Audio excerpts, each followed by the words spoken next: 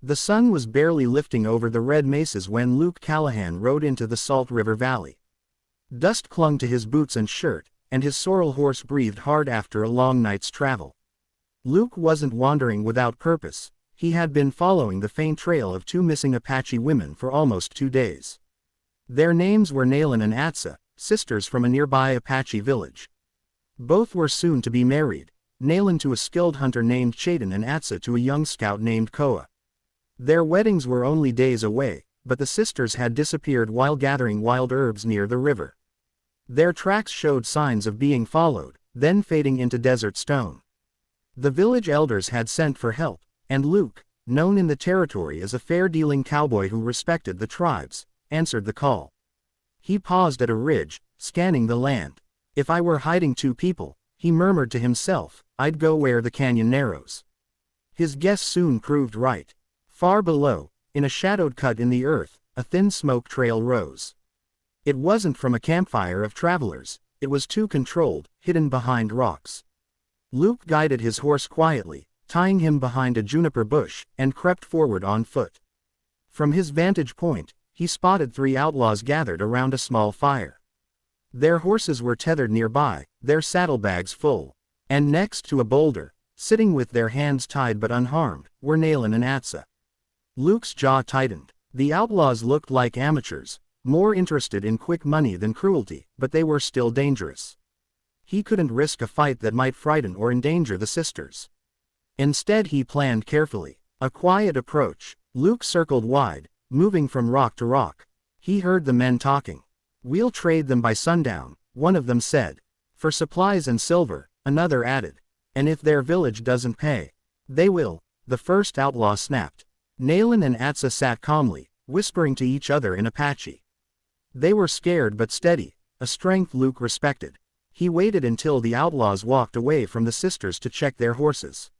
Luke stepped out from a sandstone wall and made a soft whistle like a canyon bird. Nalin's eyes widened. She recognized it.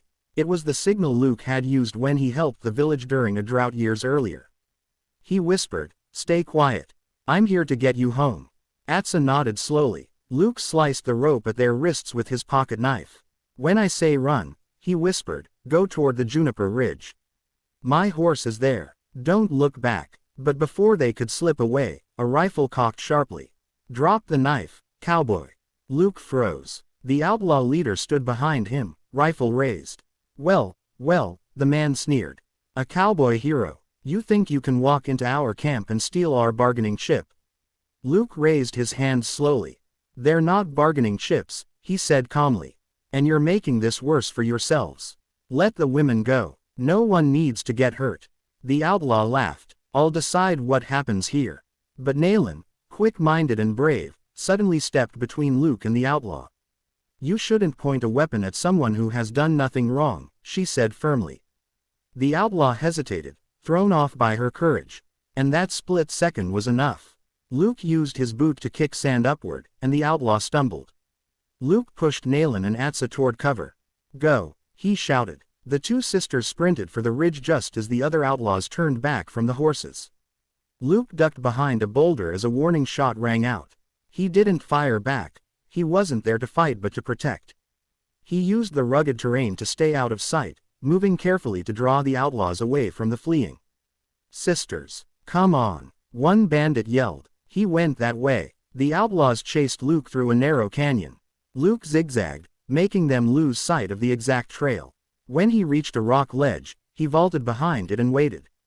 The men thundered past, shouting in confusion. When they were far enough, Luke doubled back toward the ridge where he had hidden his horse.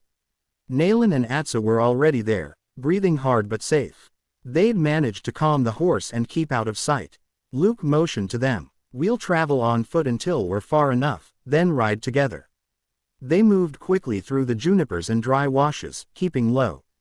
The desert wind covered most of their trail. By noon they had put miles between themselves and the outlaw hideout. At a shaded overhang, they stopped to rest.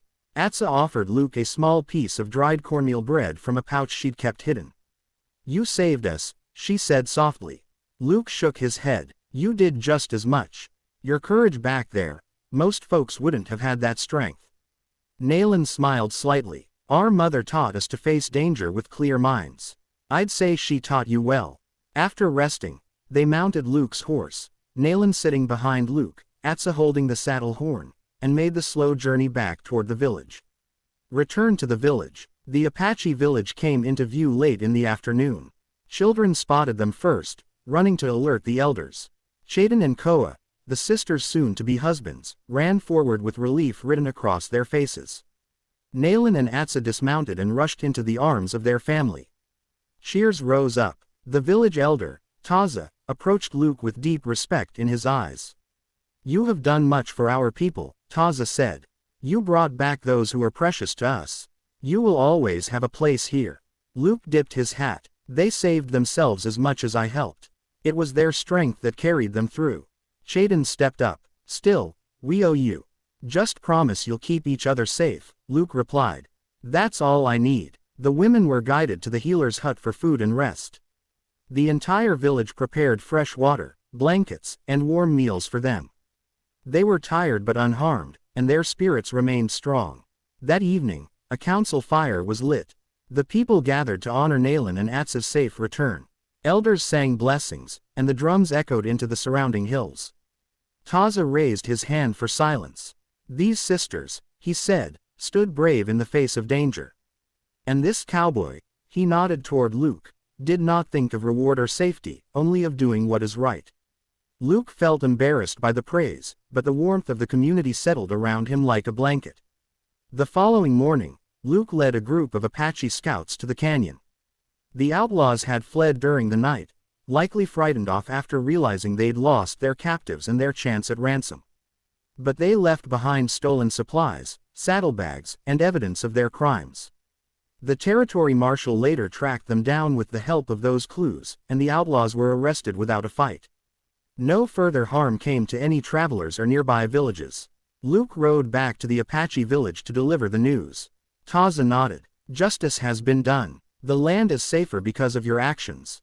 Luke smiled slightly. Glad to hear it. Celebration and farewell. 2 days later, the village prepared for the double wedding of Nalin and Atsa.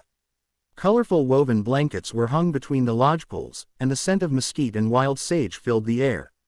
The sisters, dressed in traditional wedding clothes, looked full of calm joy. Before the ceremony, Nalin approached Luke. You helped us return to this moment, she said. We won't forget. Luke tipped his hat respectfully. Just promise me you'll live happy lives. That's enough for me, Atsa added. You'll always be welcome at our fires. Luke stayed for the ceremony, watching as the sisters joined their hands with those of Chaden and Koa, sealing promises of partnership and harmony. The celebration lasted long into the night with songs, stories, and dances.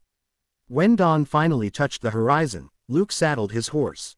Taza met him at the edge of the village. Where will you go now, friend? Luke shrugged. Wherever someone needs a hand, I suppose.